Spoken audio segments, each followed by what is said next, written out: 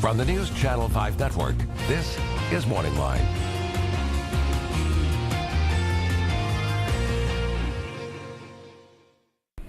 Good morning, everyone. Thanks for joining us on MorningLine. I'm Nick Beres, back after the last 3 days. I've been out and about on different things, and thank you again to Andrea Klein-Thomas for filling in for me, and it's good to be back. We're going to open up the phone lines for you in a moment here. It's not going to be Open Phones Thursday, though this certainly would have been a topic for Open Phones Thursday. I know this week, in my absence, we have focused on the situation out of Missouri, Ferguson, Missouri, and the shooting of Michael Brown, and as it continues to escalate in terms of the debate on what happened there and what's going to happen next, we're going to get into one aspect of it that maybe we haven't touched on yet this week. Early in the week, on Monday, we had Revis Mitchell on from over at Fisk University talking about it, what happened from his point of view. Yesterday, we had Andy Allman on, an attorney, to talk about the legal issues that come into play here. And this morning, we have Buford Tune, a gun expert with us, former police officer, and we're going to talk to you, Buford. Good morning to you. Good morning. Thank you for having me. About the law enforcement side of things and how this plays out. And we're going to take phone calls as well if you want to jump in as you continue to follow this. I guess the latest right now, Buford, is that yesterday, of course, we know Eric Holder was in Ferguson. Federal government paying very close attention to how this plays out. Grand jury meeting.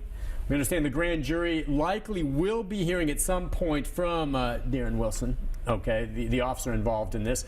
Among other things, and there's Holder yesterday meeting with family and citizens there in Ferguson, where I understand last night it was more peaceful protest, thank goodness. But anyway, among other things, this grand jury is going to see some photographs of the police officer. I'm wondering, as you look at it from the law enforcement side this morning, what's your take on how this is playing out? Well, the biggest thing that people have got to understand, when everybody's yelling and screaming, why is the feds coming in to take over a local investigation? Anytime you have a law enforcement officer involved in a situation like this, you need an outside investigation to come in to back up or to defeat or support or whatever you want to call it, the local investigation. Yeah, I've got mixed feelings about Mr. Holder appearing.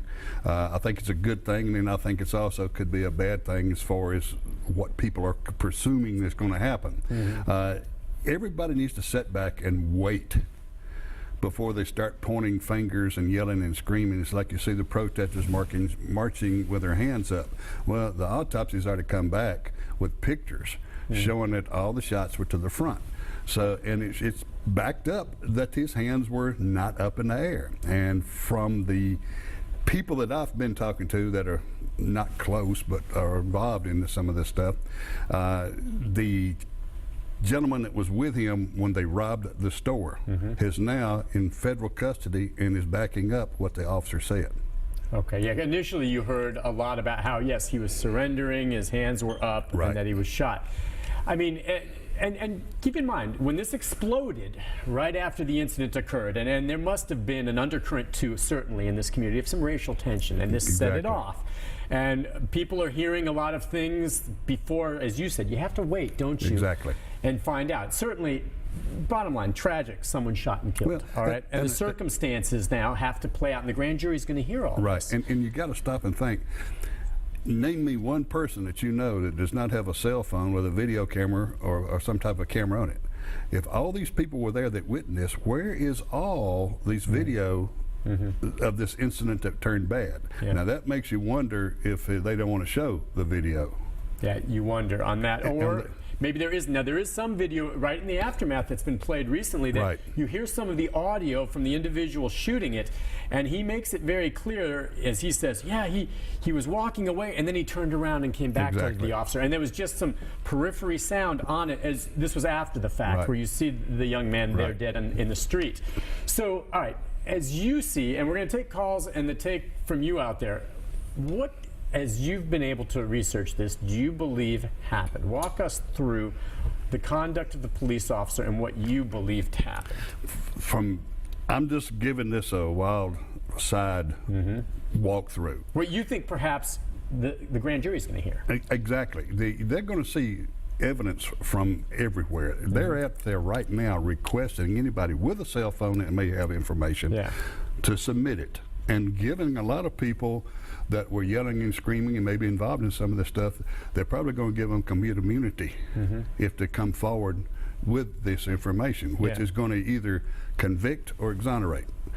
From the information that I have seen so far with the autopsies that has been released, some of the statements been released, even the chief of police or the assistant chief of police made a statement that he is the one that took the officer to the hospital with his face messed up. So now that's something that came out just within the last 24 to 48 hours, is that this officer suffered some injuries in whatever altercation he had before the shooting. That's correct. And so what are we hearing? We're hearing everything from, badly bruised face to maybe a fractured eye socket. We don't know for certain. Some photos of his bruised face are going to be shown to the grand jury.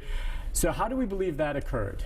From what the indication is, and also the gentleman, like I said earlier, the gentleman that was with him in the robbery is now turning around and said, yes, that this gentleman went up, the officer approached him, he attacked the officer, tried to take his gun, hit him and turned around and walked off, and then the officer stood up or got out of his car and yelled for him to stop. Brown turned around and looked at him and says, "What are you going to do, shoot me?" and then rushed the officer. Now, at that point then, and by the way, this all started where the officer was driving down the street and saw Brown and the other individual in the middle of the road, and he asked them to get out of the road because they were blocking traffic, and then that's where it just escalated from there. All right, and so at this point too, now some people do wonder, now there's no question Brown may have assaulted Wilson, but he was not armed. Correct. Okay? Why does he shoot him 6 times? Basically, it comes back to training. You shoot until the threat stops, whether it be 6 times or 60 times. And, they keep saying that he was not armed. All right, let's give you an example. How tall are you? About 5'7". Approximately what do you weigh? About 142. Okay, this guy's 6'4", almost 300 pounds. He don't have to be armed. Well, he's a big guy. Exactly. Guy. And you can think of this. That's his weapon coming at you. So it comes back to the simple thing. In any gun class or anybody that teaches self-defense out there will tell you the person does not have to be armed to put you in fear of your life or serious bodily harm. Well, I understand that. Someone that big, and that can be intimidating. But six rounds, again, we talked about how the training, make it clear. Oftentimes in this case and others, people say, well, why didn't you just shoot him in the leg to stop him or something like movies. that? I know, right, and that is movies. So what are officers trained to do in the event that they decide when should they deploy their weapon, use their weapon? Well, only the most extreme circumstance. Yeah, it's a simple thing of protecting another person or protecting themselves. Now, law enforcement can take another step to stop fleeing felons for certain crimes that are committed. In this case, you've got an officer apparently that was beat down. He reacted to his training when the when Brown come running at him, and he just fired till the guy stopped. Which is what they're trying to do. And if we believe that scenario, okay, and again, it's still playing out, and we'll see if more videos come forward. After they had the struggle at the vehicle, and then Brown turns and walks away, the officer, as opposed to just right off the bat coming out and shooting him after he's been punched, tells him to freeze, stop, to say, I want to take you into custody for attacking me or whatever. And that's when the allegation is that he turns around and comes back toward him, and that's when he shoots and yells, "What are you going to do? Shoot me!" and then rushes the officer. Rushes him, and at that point, the officer, as we know, 6 shots. The fatal bullet penetrated the top of Brown's skull, according to an independent autopsy conducted at the request of the Brown's family. Now, the official autopsy results have not yet been released yet. There have been some pictures released of the body showing the hits, and that's about it. And that's about it at this point. All right, let's take one phone call before we go to the break, and we're going to get into it. Your take on all this, and Buford, obviously, with the background on how officers are supposed to conduct situations like this. Just a tough situation. Let's go to Donnie. Hi, Donnie. Hello, good morning. Good morning. I just got a couple of questions. Okay. Why didn't the officer have backup, and why didn't he taser him instead of shooting him in the head? And I'll hang up and listen to you. All right, thank you. Okay, not all departments are carrying tasers. But we're seeing more and more departments that are going to the tasers. Now, the taser, depending on which type that you have, its distance is only up to 21 feet. Some of them a little bit further, but the accuracy, the further out you get, it drops. Most of the tasers are around 15 feet. and that's about it. And what was his other question? Backup. Backup. Well, it goes back to the simple thing of where is your backup and how far away. It comes back when seconds count, your help is minutes away. Yeah, right. In some police departments, there was an incident happened in Arizona several years ago. It took the officer 25 minutes to get a backup to him. Yeah. So we don't know where the officers were. They could have been tied up on other calls. Well, this doesn't sound like a call anyway that would require a backup. As we understand it, and again, there's a lot moving around out here, but it sounded to me like Wilson was coming off another case.